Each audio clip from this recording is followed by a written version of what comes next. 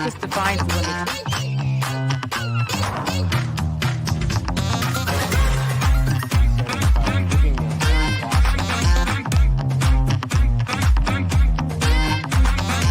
Press overhead, try not to let your back arch. I know when I first started TRX.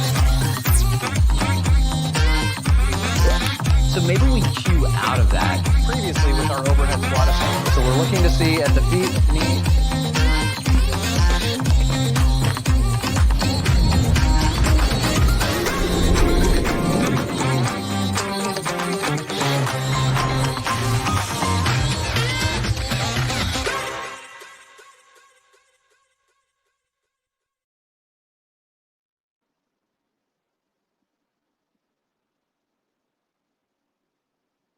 Hey everyone, happy Friday. Welcome to our AFAA Facebook Live. My name is Angie Miller. I am an AFAA Mentor and NASM Master Instructor, and I'm also a registered yoga teacher. And I love to have guests with me who I feel like inspire me to be even better at what I do.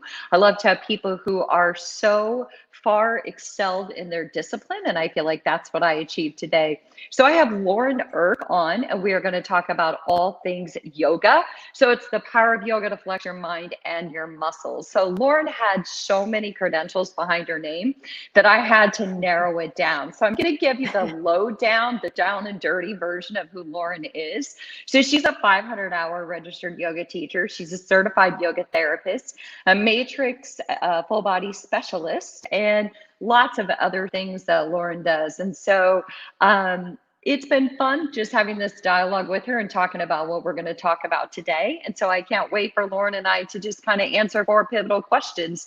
But I'm going to first turn it over to Lauren and see if there's anything that I missed about who she is that she might want to share with us today. Well, I just wanted to clarify one of the things you said. It's actually MATRx. So I think you said matrix. So just wanted to clarify that. I do have quite a bit of experience with yoga in that I do have a yoga program that I've created. It's a 500-hour teacher training program, and it's called Yoga Integrated Science. So I'm hoping that I can be of help to you today with these questions that you're going to ask, considering that I have worked with a lot of instructors, and I'm happy to pass along any of the little nuggets that I've gotten over the years. So thank you so much for having me, Angie. Of course, and thank you for correcting that, because I wondered about that and I meant to ask you beforehand. So there you go. Thank you so much. No problem. We are going to Lauren and I are both teaching at Optima too. We're both teaching yoga sessions at Optima. So remind me at the end, and we'll talk about that for a minute so that they know where they can catch us. So one of the questions is, in talking about yoga, is the first thing that I want to talk about is, why is yoga for everyone? And to me, the first thing that comes to my mind is not to simplify it, but it really is a great mind-body experience. It really is a great way to integrate mental and physical aspects of well-being. I always think about yoga of getting healthy from the inside out, not the outside in. So what are your thoughts? I think that's a great way to put it. I think that, yoga is a mindful practice. There's all kinds of myths about what yoga is about. And you ask people, do you practice yoga? There's all kinds of stereotypes that go through people's minds. It's a religion. It's a way of life. It's a cult. It requires someone to be really skinny and really flexible and put their leg behind their head. But honestly, when I think of yoga, it's really about the intention, and it's really about the way in which you go about movement. And there's all kinds of quotations out there, but I really feel like the best way, the best doorway for someone to cultivate more of an awareness, more of a mindfulness piece is through the body. And yoga to me is just a way of teaching people to move in a more mindful way, so they actually pay attention to what's happening in their body versus just kind of going all willy-nilly and just sort of, going from point A to point B and not really paying attention to how they got there. Yeah, I think so. I think that was a great way of putting it. It's like letting the mind lead the movement instead of the movement lead the mind. Because I think when the movement leads the mind, the body gets frustrated, or the mind gets frustrated. So I'm not a bend to yoga. And so it's interesting. I feel like I'm the counterintuitive nature of yoga, and yet I remind myself all the time that actually I'm not. I'm a mindful yogi, just not a bendable yogi. So I actually love the way that you put that. And one of the things that I say too is that it invites emotional and physical flexibility. So to me, what I lack in body flexibility, I feel like it really helps me in mental flexibility. Yoga is just a gentle reminder that what we see is what we see, but there's so much more to the story. Absolutely, absolutely. Very much so. And I think that there is this idea that yoga is about flexibility, and that it's supposed to somehow, if you do these poses over a period of time, that you become flexible. And in actuality, I think a lot of people learn from a yoga practice that, you know, maybe this pose was not meant for me, but I can adapt this pose to meet my structure. So there's a certain amount of acceptance that comes from doing yoga, and a certain amount of self-love that comes from doing yoga. That it really doesn't require anyone to be flexible. To me, yoga, hatha yoga, which is the yoga with poses, that what we're talking about here, is really just about learning about yourself, learning about your own unique genetic blueprint, learning about how you move, and learning how to safely apply resistance to your body so that your muscular system can become more responsive. So I think that yoga can do so much to teach you more about you as an individual, and ultimately make you accept certain barriers that you might have that are perfectly okay. Yeah, I love that. And I think that was, one of my favorite parts of my yoga journey, and getting my hours was what I learned about myself. And I remember one of the main parts was when we talked about words, language that we want to use. And we spent like hours doing ing words. And I've talked about that before, action words, Yes. inviting, accepting, Yes. awakening. And I live by those words. And often, even in mental health, I'll give my clients a word of the week. The same That's thing as in great. fitness, inviting, just sit with that for a week. And when they come back, it's emotionally enlightening to hear what they come up with just in that simple word. And I put that out there today, on Instagram, because it doesn't exist if it's not there, but no. Yep. So what are you inviting into your day today? And Right. so, yeah, that's really good. I like that a That's lot. beautiful. Absolutely. So is there anything else that you would say about why yoga is good for everyone before we kind of move on to our next one? Yeah, I think that there's, obviously, being that I'm talking about, NASM, which is one of the largest organizations that brings about, all kinds of fitness.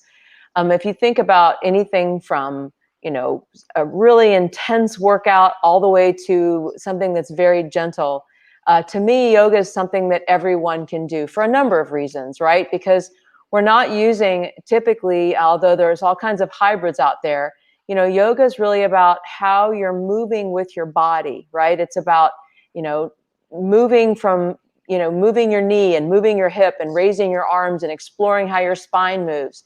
And many times the resistances that we're using in yoga are body weight oriented. So you're going to see things such as, using a yoga prop like a block, where you're actually pushing your hand into the block so that you can generate tension up into your shoulder, for instance.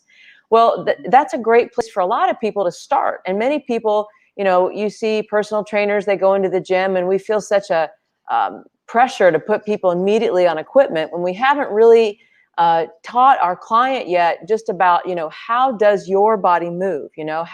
How do you squat just in the middle of the room? Let's just watch you squat. Can you stand on one leg? Can you hold a plank? All these basic positions that are really the foundation of every exercise that we do. We have an exercise that we do in my teacher training where we actually put a lunge on the board. And I have on one side of the board, it's Warrior One, and the other side of the board is a gym lunge. And I ask them, what makes one of these other things yoga? And it's interesting when you really start to think about it, that one of the major things that makes Warrior One yoga is really up in here. It's about the intention, it's about, am I going beyond my barriers? Am I not listening to my body's hard stops? Am I not focusing in on my breath? Am I not paying attention to the present moment? Am I, thinking about something that I'm going to do, later on? And so these are the things that make something yoga. So when someone asks me, can everyone do yoga? 100%. I think that yoga is one of the most gentle ways to exercise and to actually introduce clients to their body. And even within the profession of yoga, in the hybrids of yoga and all the different schools of yoga, it can go from 0 to 100, right? There's so many ways of making yoga harder. But, working with your body and understanding how your body moves, to me, should be foundational to every program that we would give our clients. Well, and that's the beauty of it. It so aligns with the NASM's OPT model, because that is, we're working with a foundation of the body, making sure that the body is aware and aligned, and that we're moving our body without resistance before we start adding load. So it's a beautiful relationship. It's much the same, and so I'm glad that you made that parallel. So I love that description. I thought that was really, really well said. It's not so much about, it isn't about the execution of the poses. That's the end of the line. That's the least of the concerns. It's more about body awareness and intuition, and starting from a mindful place. Where can your body go versus what is Warrior One supposed to look like? So I like to get rid of the shoulds, and Warrior One should not look like any one Warrior One. It's everybody's version. Yes, that's great. So, I completely agree. Yeah. Well, good. So the other one was Myths and Fears of Yoga. And I actually filmed an AFAA video, back in 2019, and it was called 5 Fears and 5 Truths About Yoga. And Lauren, I'm just going to share with you and everyone what I said were the 5 fears and 5 truths about yoga. So I said, fear number 1 was I'm not flexible, which we kind of covered. Fear number 2 was it's intimidating and I feel really awkward. And fear number 3 was I'm afraid I'll fart in class. Fear number 4 was I'm just not a yoga person. And fear number 5 was I can't quiet my mind. And so I thought we could expound on those, or we could go another direction, but I wanted to throw some of those out there. So I just threw you some fodder, and we'll see which one you want to pick up on. I think that's hilarious. Yeah, I think there definitely is this idea that if I walk into a yoga studio that I'm walking into a different culture and a different environment, and suddenly I have to alter my behavior. When I very first started doing yoga, I actually was doing a lot of bodybuilding at the time, and I was having a lot of injuries. And my yoga teacher actually came up to me, and she was an Ashtanga teacher. And she says, I know that you love lifting weights, but it's really getting in the way of your poses. And I remember thinking, why would I stop lifting weights? And I never did. And I think there is this idea that somehow yoga is different than all the other things that we do in the exercise realm.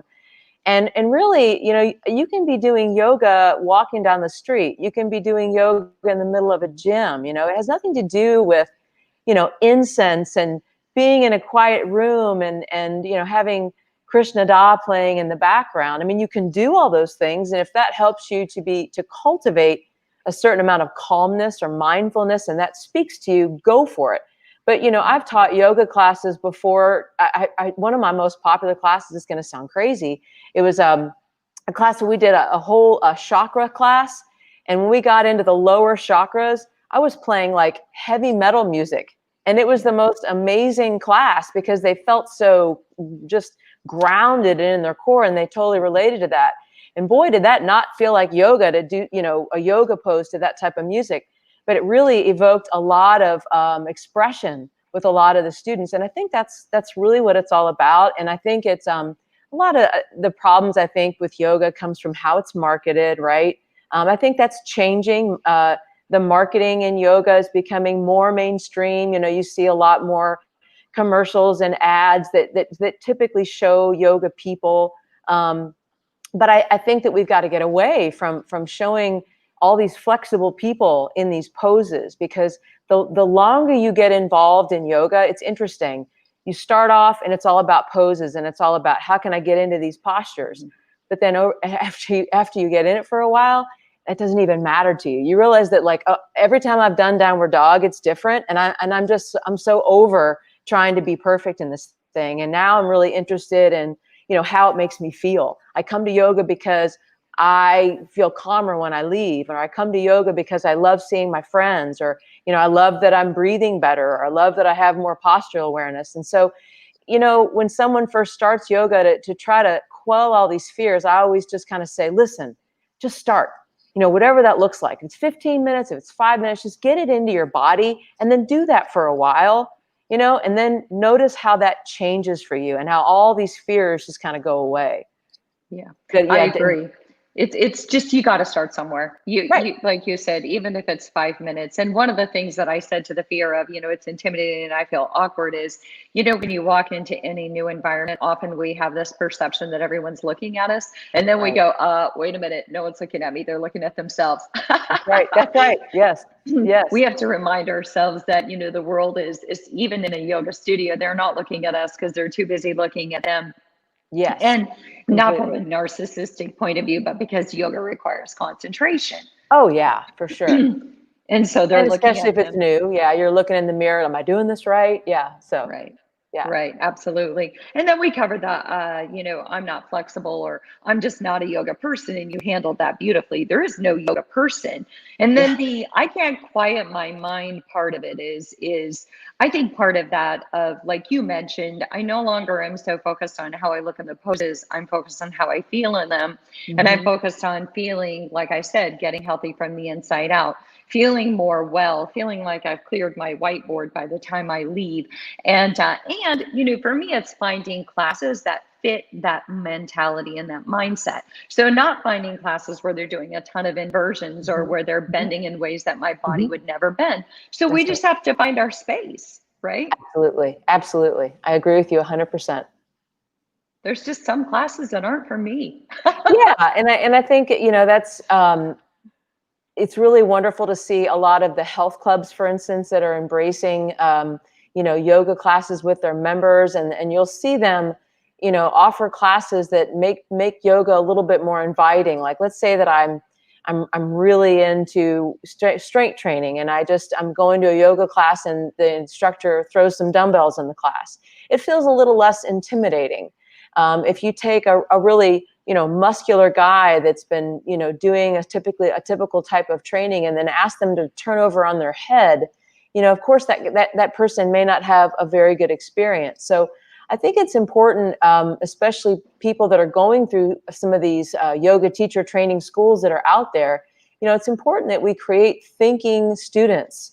You know, yoga teachers should be able to adapt the templates that we call yoga to the individual. And, you know, as Chris Machara always says, you know, there's not one person that is able to get into every single pose. And you're not meant to. It's really, I always tell my students that these poses are templates. They're, you know, certain ways that somebody moved. And our job is to figure out, you know, what's good for me, what's good for my body. And it's okay to, you know, go to a class that's really rigorous on Tuesday, and then on Thursday decide, you know, I'm going to go to this restorative class because my energy is a little bit lower. And I think it's up to the instructors, again, to teach people that it's actually not about competition. If you're practicing yoga the right way, your need to compare and contrast and push yourself, and as we say in yoga, ahimsa, perform violence, you know, it goes away. You start realizing, you know, I'm not feeling this today, and I'm going to be kind to my body. And I think that's another reason why I think yoga can be so healing to so many people. Yeah, I think so too. And again, even in going through my yoga training, I saw so much healing going on Oh yeah. in the room with the people around me, within myself. Mm-hmm. So much more. I'm a journaler anyway, became even more of a journaler throughout that process, Right. and even more introspective, and really just taking a second look at what's going on inside. And so Mm-hmm. I agree. I think that, you know, and that's actually what I'm teaching at Optima, is a strong yoga with light dumbbells, you know, bringing a Nice. non-intimidating format to the masses, so to speak, more of a club environment of yoga where, hey, anybody can do this. We don't have That's to great. light candles. We don't have to grow, you know, long hair and do incense or whatever it may be that people's perception Right. is. Right. So, Right. and we're Right. not going Right. to stand on our head the whole time. So we're just going to move rhythmically That's right. to fun music and use light dumbbells. So yeah, for sure. I'm Yeah. glad to hear you say that. So Yeah. let's talk about some of the yoga formats, so Mm-hmm. that, you know, some of those people who are thinking, well, I would like to get started, and you all said that I just need to find the right class for me. So what's the right class for me? And I think one of the things we mentioned was, you know, finding yoga at a gym will oftentimes, but we can't really make that disclaimer. Sometimes it's safer because, like you said, they've adapted it to meet the needs of everyone in the gym, so to speak, but not necessarily. So what kind of, or what formats of yoga do you think might really speak to somebody who might just be entering the journey? Or what are a few big formats, and how could we describe them? Right. And I think a lot of, since we're talking about health clubs here, they may not use traditional yoga terminology just because people kind of go, what's that?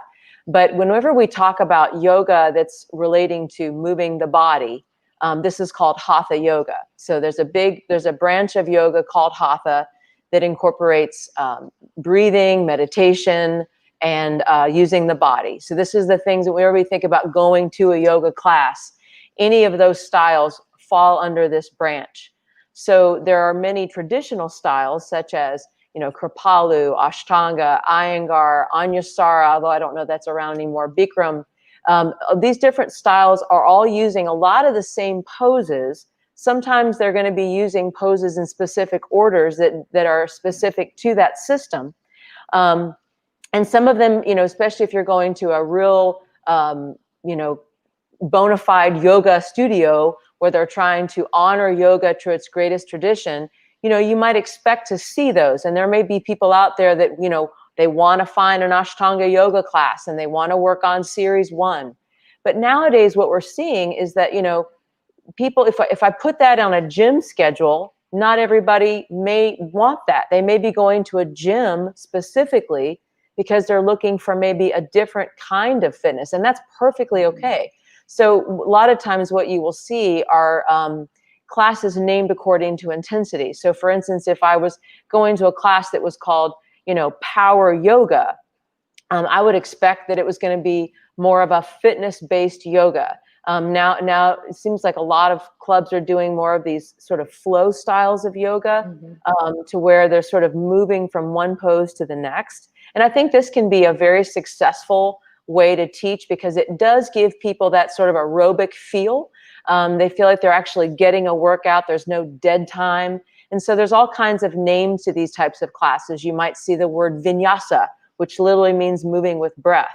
You might see a word like power yoga or flow yoga or yoga flow. All these types of classes are typically considered to be more of a fitness-based yoga. And then you'll see things where, like one that you're describing, where you're actually using a heavy equipment, dumbbells, bands, Pilates rings, whatever, to where you can actually add resistance to the body. These types of yoga classes are generally called, some things like yoga sculpt or iron yoga or yoga strong.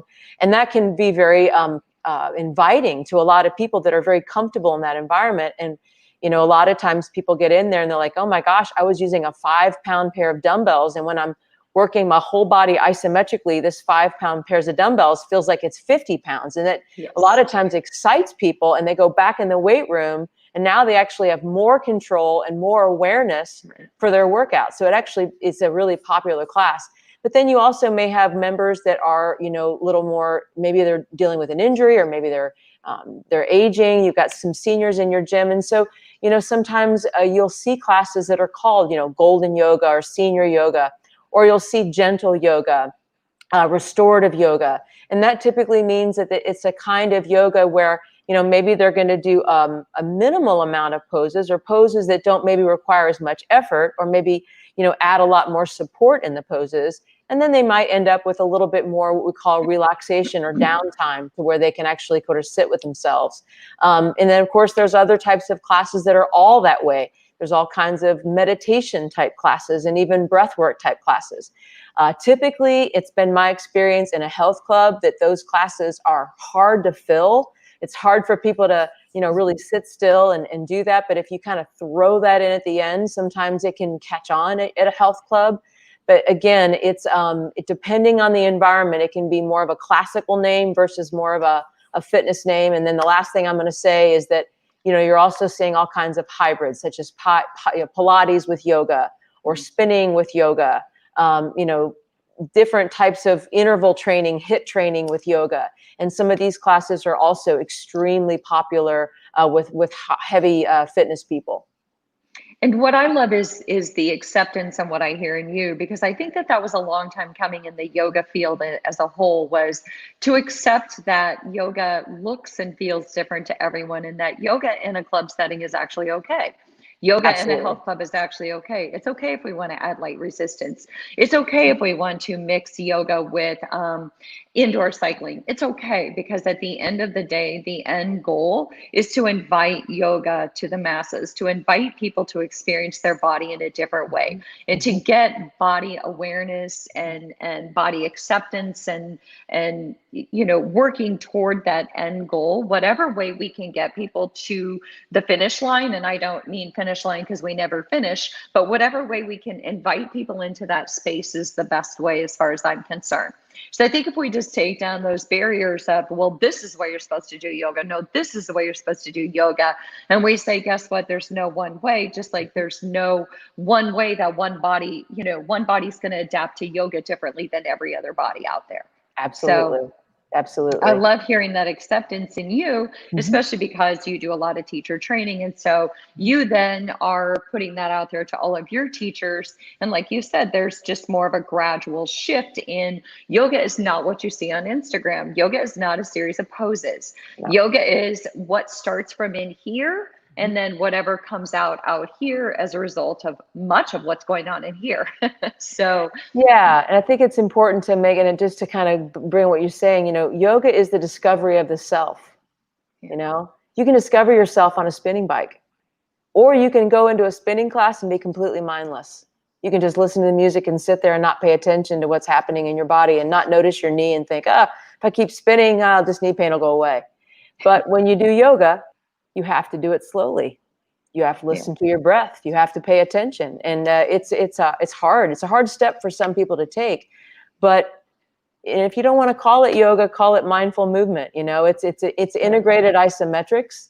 It's learning how to create internal resistance. Which, if we can learn to develop internal resistance, if we can learn how to see how our body structure moves, just think how much we can excel in our CrossFit classes and our spinning classes and our boot camp and our whatever it is that we're doing. We come to that with more mindfulness and more awareness of who we are. And that to me is yoga. Yeah, exactly. I think that was very well put. So, self-discovery can happen anytime, anywhere, as long as we're open to it. Yeah. So that's really the key. So, the last thing is what the benefits of yoga for beginners. And I think we've kind of covered that, but I think for me, the biggest benefit is just that body awareness and that mindfulness that we're talking about. And it may not be what we set out to do when we enter a yoga class. We might have entered a yoga class because somebody wants to be able to do those cool poses. And what they really find out is that becomes superfluous, that their goal actually becomes the way that they feel, and they start to make that discovery. So I think the biggest benefit of yoga is, like I said, that, going back to the OPT model, is that yoga starts from a place of body awareness and body intuition, and becoming aware of how our body moves in space without all the external resistance, just using our body as resistance. That's right. Absolutely.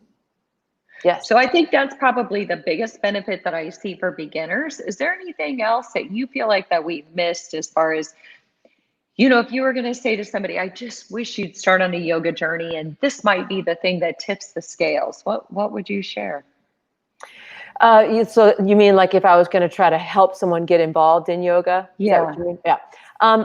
This is a very common thing that I hear, especially from my teacher training students.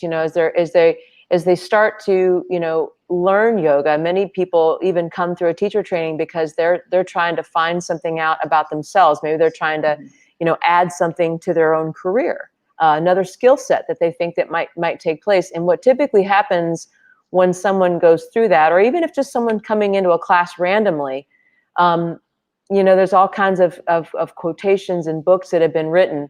When you start doing this, when you start moving mindfully, if you can just get somebody in the room, it sort of takes hold of you and it makes you want to continue going. But what you need to find to get someone involved in yoga is you need to find a doorway. And the doorway in might very well be that, one day when your client comes in, You have them do restorative work because you can tell that they're really stressed out and they're going through something really emotional, and they have an experience and they want to learn more.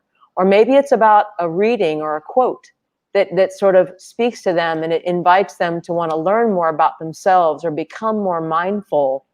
It may mean that at the end of your personal training session with your client, you have them do a little yoga pose. I've done this many times where, at the end of the session, instead of doing our typical cool down, I'll have them doing some yoga, and then I'll say, you know what we just did? We just did some yoga pose. And they're like, really? That was yoga? That felt really good. And that may make them want to do more.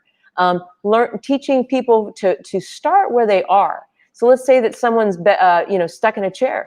You have an elderly person. I hear this all the time. I wish I could get my grandmother to start doing yoga. You can do yoga sitting in the chair. How are you sitting in the chair? How are your feet sitting in the floor? Are you upright? Are you listening to your breath?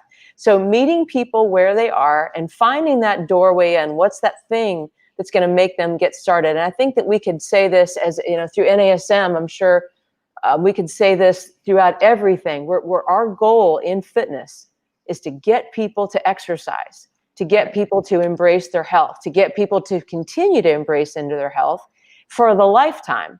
So one thing that I've loved about yoga and my career of adding yoga to everything that I do is that I have a skill set that I can reach many different levels of fitness, and I can let them continue to stay practicing in fitness for the rest of their life, not just, okay, I want to do this thing for a while until my knee blows out or until I get bored and the next craze comes along. I'd rather teach people, hey, exercise doesn't have to hurt. It actually can feel good. It can actually be something that you look forward to. It can actually make you happier. It can actually improve all of your relationships. And I think that yoga for a lot of people does those things. Yeah, I agree. And I think it connects you to your body in a different way. Because like you said, it's easy to lose a sense of where you are and what you're doing when you're on a spin bike or whatever it might be. You can sometimes just kind of disassociate from the experience. It's very difficult to disassociate from the experience when you're in yoga.